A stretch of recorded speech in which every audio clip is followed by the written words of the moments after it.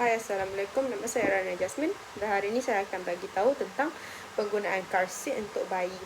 Tapi sebelum tu, apa itu car seat? Car seat bayi atau digelar kerusi keselamatan bayi ialah kerusi khas yang direka untuk bayi atau kanak-kanak agar risiko kemalangan kereta dapat dikurangkan.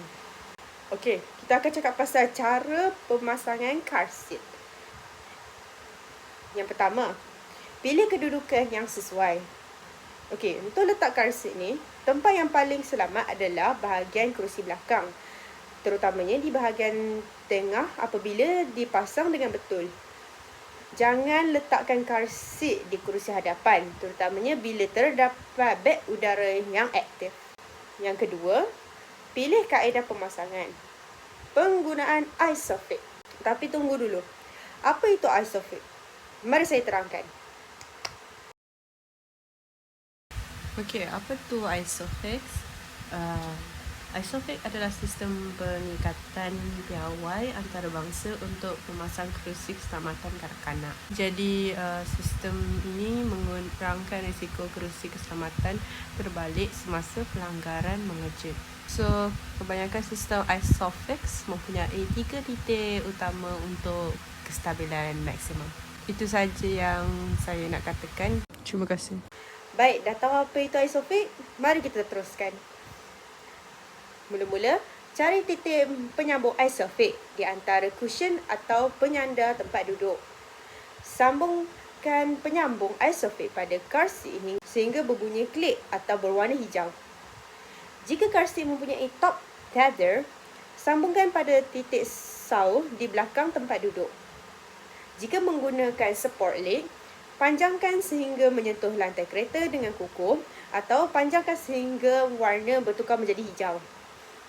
Pastikan car seat tidak bergerak lebih daripada kira-kira 2.5 cm apabila digoncang pada bahagian laluan tali.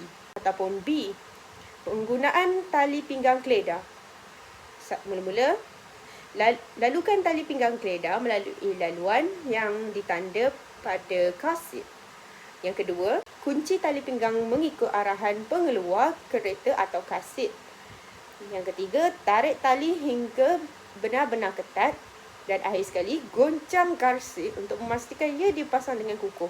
Ketiga, pastikan tali harness berada rapat pada bahagian anak.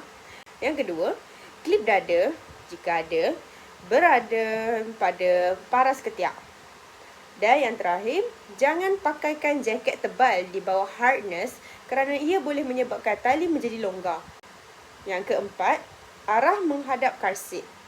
Untuk bayi, menghadap ke belakang ataupun dipanggil rear facing selama mungkin mengikut had berat atau ketinggian yang dibenarkan oleh pengeluar. Untuk kanak-kanak yang lebih besar, menghadap ke hadapan atau dipanggil forward facing apabila telah memenuhi syarat minimum car seat. Dan yang akhir sekali, untuk kanak-kanak yang lebih tua, gunakan booster seat sehingga tali pinggang keledar kereta muat dengan sempurna.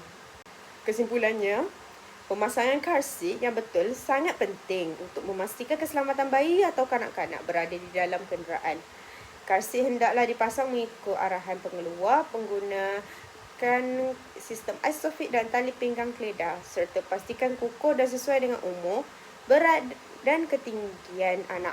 Dengan pemasangan yang betul, risiko kecederaan semasa kemalangan dapat dikurangkan, sekaligus memberikan perlindungan yang lebih baik kepada kanak-kanak sepanjang perjalanan. Itu sahaja daripada saya. Terima kasih.